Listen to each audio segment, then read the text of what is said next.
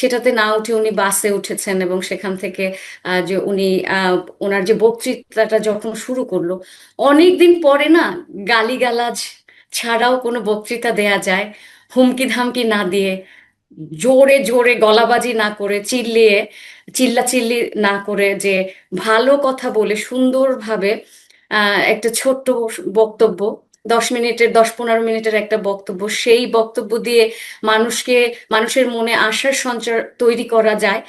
সেটা দেখে আসলে আমার ব্যক্তিগতভাবে এক ধরনের আশা জাগ্রত হয়েছে যে যদি কিছু ভালো হয়।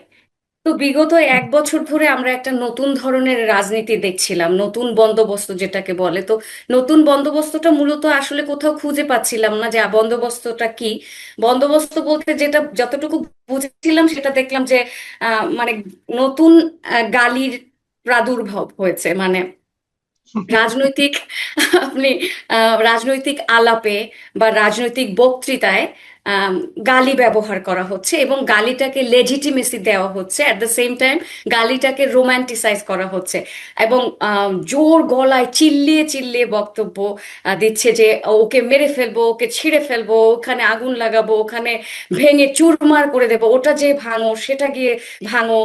বিদেশ থেকে কেউ কেউ বুলডোজার পাঠাচ্ছে, ভাঙছে সে সেই তারই মাঝখানে হঠাৎ করে একজন এসে ভীষণ কাম ভয়েসে, পরিশালিত ভাষায়, যেটা কিনা খুব ভদ্রচিত ভাষায়, যেহেতু আমি একজন শিক্ষক আমি এটা খুব পছন্দ করি। তো উনি যে মানে বক্তব্যটা দিচ্ছিলেন, ওনার ওনার যে ভয়েসের যে কামনেস এবং উনি যেভাবে ভাষাকে ব্যবহার করেছেন, সব মিলিয়ে হঠাৎ করে মনে হচ্ছে না, গালিগালাজ করা ছাড়াও তো স্বপ্ন দেখানো যায়। এবং গালিগালাজ করা ছাড়াও, হুমকি ধামকি দেয়া ছাড়াও তো আসলে রাজনীতি করা যায়। তো বা রাজনৈতিক বক্তব্য দেয়া যায়। বা আমার কাছে মনে হয় যে গালিগালাজ, হুমকি ধামকি ছাড়াই রাজনীতি করতে হবে, এবং সেটা উনি জি, আসলে কালকে শিখিয়ে দিয়েছেন। এটা বুঝলাম যে উনি স্বপ্ন দেখিয়েছেন, আপনি এখন ওই স্বপ্নের ঘোরের মধ্যে হয়তো বা আছেন। এটা ভালো, এটা খারাপ না। এটা নিয়ে আমার কোনো বক্তব্য নেই, কিন্তু আমার কথাটা হলো যে উনি যে কথাগুলি বলেছেন, যে একটা কথা উনি বলেছেন যে ওনার একটা পরিকল্পনা আছে, ওনার একটা প্ল্যান আছে। এই প্ল্যান সম্পর্কে অবশ্য উনি খুলে কিছু বলেননি, কিন্তু আমরা তো নিশ্চয়ই চাইবো উনি খুব দ্রুতই সেই প্ল্যানটা আমাদেরকে ইনফর্ম করবেন। এবং কিন্তু উনি প্ল্যানটা বাস্তবায়ন কিভাবে করতে হবে এই সম্পর্কে একটা আমাদের কাছে ওনার কি প্রত্যাশা প্ল্যানটা বাস্তবায়ন নিয়ে, সেটা কিন্তু বলেছেন। উনি বলেছেন যে সকলে মিলে সকলের সহযোগিতা নিয়ে সেই প্ল্যানটা উনি বাস্তবায়ন করতে চান।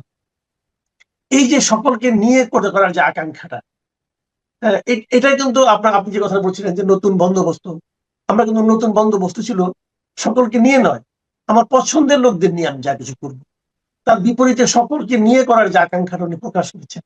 আপনার কি মনে হয়, এখানে আমার দুটো প্রশ্ন, এক নম্বর প্রশ্ন হলো বর্তমান বাস্তবতায় তার এই আকাঙ্ক্ষা আমাদের দেশে মানুষের কাছে প্রশংসিত অথবা গৃহীত হবে? আর দ্বিতীয় প্রশ্নটা হলো যে উনি কি আসলে সকলের সহযোগিতা নিয়ে সকলকে নিয়ে কাজটা করতে চান বলে আপনার কাছে মনে হয়? প্রশ্নটা এই মুহূর্তে খুবই ডিফিকাল্ট। ওনার কথা শুনে এই পর্যন্ত, আজকের পর্যন্ত আমাদের একটা আশা জাগ্রত হয়েছে। সেটা কেন জাগ্রত হয়েছে আমি একটুখানি বলছি। বর্তমানে যে পরিস্থিতি আপনি যেটা বলেছেন, সেখানে উনি সবাইকে নিয়ে আসলে ওনার যে প্ল্যানটা বাস্তবায়ন করতে পারবে কিনা, সেটা আসলে বর্তমান পরিস্থিতিতে এখনকার অবস্থায় ডিফিকাল্ট। সেখানে সবাই কোলাবোরেট করবে কিনা, দেশটা একেবারেই ভঙ্গুর অবস্থায় আছে।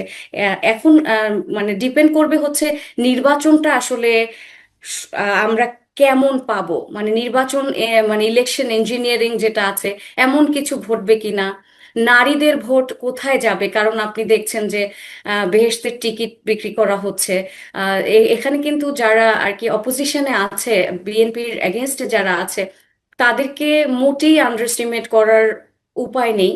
বিরাট একটা জনগোষ্ঠী তৈরি হয়েছে যাদের মব করে অভ্যাস হয়ে গেছে, তারা কথায় কথায় আন্দোলন করছে, কথায় কথায় মব করছে। সেখানে গণতান্ত্রিক ব্যবস্থায় কিন্তু যদি কোনোভাবে যদি ধরেও নেই যে বিএনপি আসে বা আসবে, ধরেও নেই যে তারেক রহমান যদি ভবিষ্যৎ প্রধানমন্ত্রী হয়ও কারেন্ট ফিউচারে, তারপরেও এক ধরনের একটা অথরিটি কিন্তু তার থাকতে হবে। আমি কিন্তু অথরিটেরিয়ান গভর্নমেন্টের কথা বলছি না, যেহেতু আমি সবসময় বলি যে গণতন্ত্র বলতে কি বোঝায় আমরা যেহেতু বুঝি না। তো আপনি যখন কোনো অ্যাডমিনিস্ট্রেশন পরিচালনা করবেন, সেখানে কিন্তু আপনার সার্টেন ফর্ম অফ অথরিটি দরকার। আপনি ভাঙচুরকে আপনার অবশ্যই নিয়ন্ত্রণ করতে হবে, মবকে নিয়ন্ত্রণ করতে হবে। গত 1-1.5 বছর ধরে যে মব বাঁধ ভাঙা, যাদের কোনো নিয়ন্ত্রণ নেই, যারা যা ইচ্ছে তাই করেছে, সেটা কিন্তু 1 বছরে অভ্যাসে অভ্যাসে পরিণত হয়েছে। তারা এখন প্রতিবাদ মানেই ভাঙচুর, প্রতিবাদ মানেই অগ্নিসংযোগ, যে দেশের সম্পত্তিকে ধ্বংস করা, হ্যাঁ, বা আপনার পরমত, যেটা অপরাপর যে মত আছে সেগুলিকে আপনার নিষ্ক্রিয় করা, ধ্বংস করা। আপনি তাদের বিরুদ্ধে কিছুই বলতে পারবেন না। এখন ওইখান থেকে অথরিটিটাকে কতটুকু নতুন গভর্নমেন্ট তাদের উপরে আসলে ইমপ্লিমেন্ট করতে পারে, সেখান থেকে আবার আহ, এক মানে কয়েক মাসের মাথায় না বলে ফেলে যে এক ধরনের ডিকটেটোরিয়াল গভর্নমেন্ট হয়েছে। এখন বাংলাদেশে এমন একটা সময় এসছে যে যে কেউ যেমন এতদিন শুনেছেন ফ্যাসিজম, ফ্যাসিস্ট, এটা সেটা, এটা বলছে বলছে, বুঝুক আর না বুঝুক বলছে। এখন দেখা যায় যে খুব শক্তভাবে দেশের আইন শৃঙ্খলা নিয়ন্ত্রণ করা এখন সবচেয়ে বড় চ্যালেঞ্জ হয়ে দাঁড়াবে নতুন গভর্নমেন্টের উপরে। এখন এই জিনিসটা যখন করতে যাবে, তখন কিন্তু তারা একটা বদনাম তাদের মানে সহ্য করতে হবে, বলবে যে এই যে আগের ফ্যাসিস্ট গভর্নমেন্টের মতো তারাও ফ্যাসিস্ট হয়ে উঠছে, এগুলি করবে। কিন্তু একটা জিনিস, আপনি যদি প্ল্যানটাকে বাস্তবায়ন করার একটা একেবারে কন্টেম্পোরারি আজকের সকালের উদাহরণটা দেখেন, তাহলে আমি অদ্ভুত সুন্দর একটা উদাহরণ বলতে পারি। কালকে যে বিশাল জনসমাবেশ হয়েছে, তাতে কিছু গাছপালা ভেঙেছে।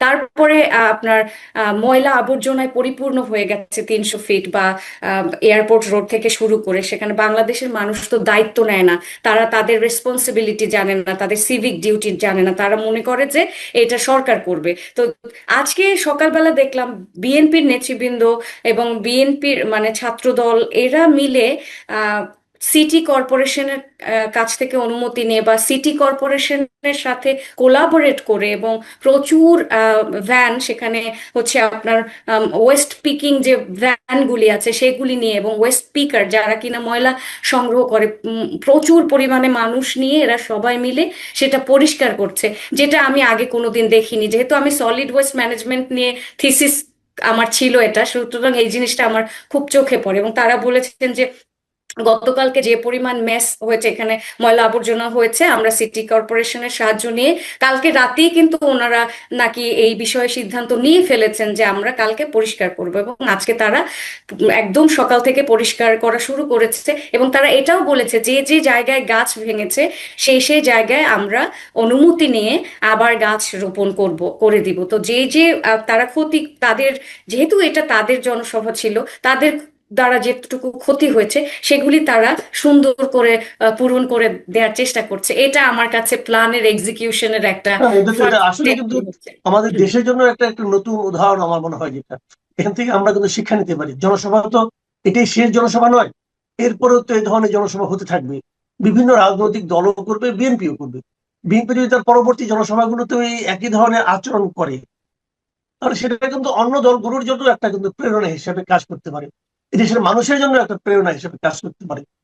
তো এই ধরনের বড় কাজ তো বড় দলগুলির করা উচিত। এটা আমি অবশ্যই পরিবর্তনটাকে আমি খুবই প্রশংসা করি। আপনিও খুব ভালোভাবে প্রসঙ্গটা তুললেন। জি, আপনি বলুন, তারপরে থেকে আপনি আরো প্রত্যাশাগুলি শুনি। আহ, তো সকালবেলায় একটা প্ল্যান তারা গভর্নমেন্টের না থেকেও গভর্নমেন্টের সাথে মিলেই এক্সিকিউট করেছে।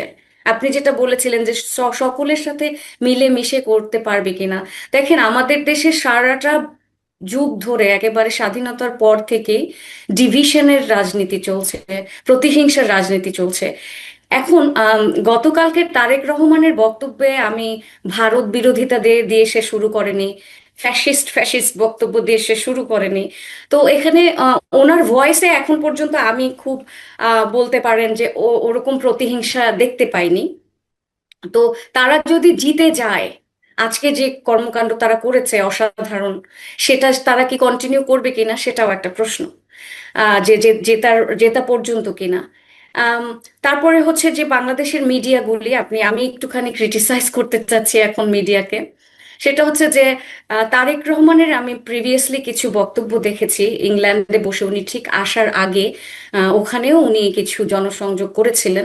সেখানে উনি বলেছিলেন, ওখানে সবাই ওনার নামে মিছিল দিচ্ছিলেন লোকজন, তখন উনি বলেছিলেন বিএনপির নেতা কর্মীদেরকে যে I don't enjoy it at all. আপনারা যে তারেক রহমান জিন্দাবাদ বলছেন, এটাতে আমি খুব একটা খুশি হই না। এটা শুনে আমার কাছে ভীষণ ভালো লেগেছিল। তার মানে কি, উনি চাটুকারিতা আসলে পছন্দ করে না, বা পাচাটা ওনার পা চাটলে যে উনি খুব খুশি হয়ে যাচ্ছে সেটাও না। তো এই এখন মিডিয়া তাকে নিয়ে আসলে কোথায় যাবে? তাকে কি কনস্ট্রাকটিভ ক্রিটিসিজমের মাধ্যমে একটা সুন্দর দেশ গড়ার দিকে নিয়ে যাবে, নাকি অতিরিক্ত চাটুকারিতা করে আম, উনি যদি নাও চায় তারপরেও শুধুমাত্র বিএনপির বা ওনার দলের গুণগান করতে থাকবে? এরকম যদি হয় তাহলে কিন্তু অ্যাকাউন্টেবিলিটি থাকবে না। তাহলে এতটা প্রশ্রয় কিন্তু কারো জন্য সুখকর হয় না। প্রত্যেকটা মানুষের অ্যাকাউন্টেবিলিটির প্রয়োজন আছে, হ্যাঁ। তো এখানে মিডিয়ার একটা বড় ভূমিকা আছে, সুশীল সমাজের একটা বড় ভূমিকা আছে, যারা কিনা মেইন স্ট্রিম টেলিভিশনে যে সমস্ত মানুষগুলি টক শো করে, তাদেরও একটা কনস্ট্রাকটিভ ক্রিটিসিজম বা সবাই মিলে কি করে দেশকে গড়া যায় সেদিকে যেতে হবে। এক্ষেত্রে বিগত আহ, এক এক বছর বা 1.5 বছরে আমরা প্রতিহিংসার রাজনীতি দেখেছি। নতুন বন্দোবস্তের যে ছোট ছোট ছেলে মেয়ে, তাদের মুখে প্রতিহিংসা ছাড়া আমি কোনো বক্তব্য দেখিনি। হিংস্রতা আম, মনে হয় যে এখনই খেয়ে ফেলবে ছিঁড়ে। তাদের বডি ল্যাঙ্গুয়েজ দেখবেন যে যে এনসিপির ছেলে পেলে আছে, জামাতের ছেলে পেলে আছে, ছিঁড়ে কেটে ফেলে দিবে। যেমন ধরেন, আপনি দেখেছেন নিশ্চয়ই রাজশাহী বিশ্ববিদ্যালয়ের একটা ঘটনা। রাজশাহী বিশ্ববিদ্যালয়ের যে এজিএস বা যারা নির্বাচিত হয়েছেন, সে আম, রাজশাহী বিশ্ববিদ্যালয়ের যে আওয়ামীপন্থী যারা আছে, যে বা ছিল, তাদেরকে সে শত্রু মনে করছে, এবং সে নিজে একটা রেজিগনেশন লেটার লিখে এনেছেন এবং এত বিশ্রী ভাষায় বলছেন যে এটাকে আপনার কষ্ট করে লিখতে হবে না, আমি লিখে এনেছি, আপনি সই করে দেবেন। এবং সে কিভাবে তার শিক্ষকদের সাথে গলাবাজি করছিল, গালিগালাজ করছিল, এবং এত নোংরা ভাষায় এই সমস্ত ছেলেপেলে কথা বলছে, এরা নাকি ইসলামী পন্থার রাজনীতি করে। আমি ছোটবেলা থেকে, আমারও জন্ম একটা মুসলিম ফ্যামিলিতে, কোনোদিন কিন্তু আমি দেখিনি যে আমার ফ্যামিলির কেউ বলছে যে তোমার ইসলাম কায়েম করতে বা শরিয়া কায়েম করতে তোমার গালিগালাজ করতে হবে। কোত্থেকে শিখেছে এরা এই সমস্ত বিষয়? আপনি দেখবেন যে বরঞ্চ তারা, এই ছেলেগুলি কিন্তু ইসলামকে ভীষণভাবে কলুষিত করছে, ইসলামকে এক ধরনের বদনাম করছে। হ্যাঁ, ধর্মকে বদনাম করছে, ধর্ম দিয়ে ব্যবসা করছে এরা, এবং ধর্মকে দিয়ে এরা হচ্ছে এদের ক্ষমতার চর্চা করছে। এই হলো একটা পর্যায়ে। আর একটা পর্যায়ে দেখবেন যে 16ই ডিসেম্বর, যে 16ই ডিসেম্বরকে ভিক্টরি ডে যেটা ছিল, সেটাকে নিয়ে নানা ধরনের নেগেটিভ বক্তব্য। তার আগে বুদ্ধিজীবী দিবস নিয়ে নানান ধরনের নেগেটিভ বক্তব্য, যে বুদ্ধিজীবী নাকি বুদ্ধিজীবীদের নাকি ভারত হত্যা করেছে। এগুলি জন্মের পর থেকে কখনো শুনিনি। তারপরে আবার ভিক্টরি ডে তারা মানেই না, তাদের অন্য অন্য ডে লাগবে। তারা বাংলাদেশের স্বাধীনতাকে এবং তারা মুক্তিযুদ্ধকে নোংরা ভাবে এখানে আহ নোংরা নোংরা মন্তব্য করছে। মানে তারা বাংলাদেশের জন্মই মানে না। তারা একেবারে ওপেনলি বলছে, কত বড় সাহস একটা স্বাধীন রাষ্ট্র থেকে ওপেনলি তারা বলছে যে মুক্তিযুদ্ধ ছিল হচ্ছে ভারতের ষড়যন্ত্র, আমাদেরকে মানে পাকিস্তানি ভাইদের থেকে আমাদের আলাদা করা হয়েছে। এবং এরই মধ্যে আপনি দেখবেন যে পাকিস্তানি বিভিন্ন সংগঠন এবং পাকিস্তানি মিডিয়া কিন্তু খুব অ্যাক্টিভলি এখানে পার্টিসিপেট করছে।